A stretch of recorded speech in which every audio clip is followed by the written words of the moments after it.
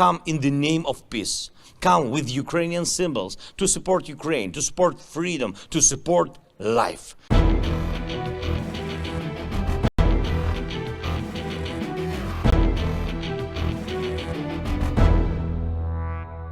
Welcome to the Frontline Report's YouTube channel.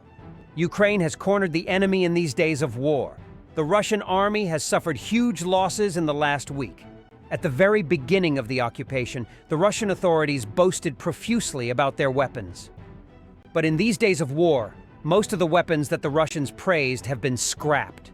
Ukraine, with the help of friends, has largely destroyed the enemy's equipment. Therefore, aid packages became one of Russia's biggest problems in this occupation. This morning, Russia received another bad news.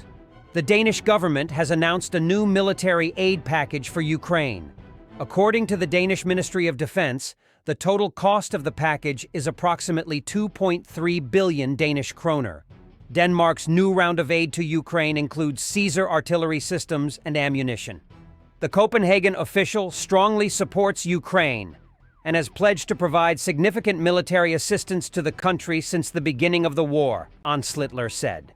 According to the report, Danish Prime Minister Mette Frederiksen said that the F-16 fighter jets provided by Denmark would appear in the skies over Ukraine in the summer of this year, and that the delay was only due to technical problems.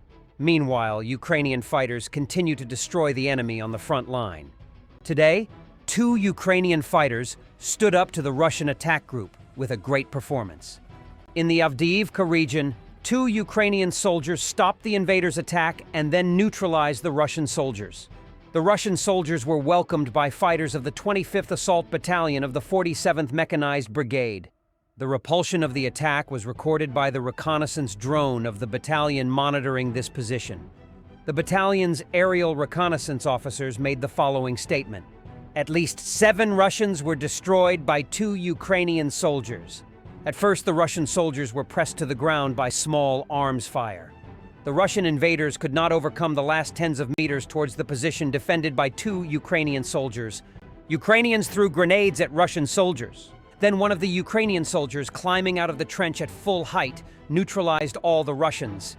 The occupation forces intensified their attacks in many areas near the city. One of the enemy's main attacks was directed against the north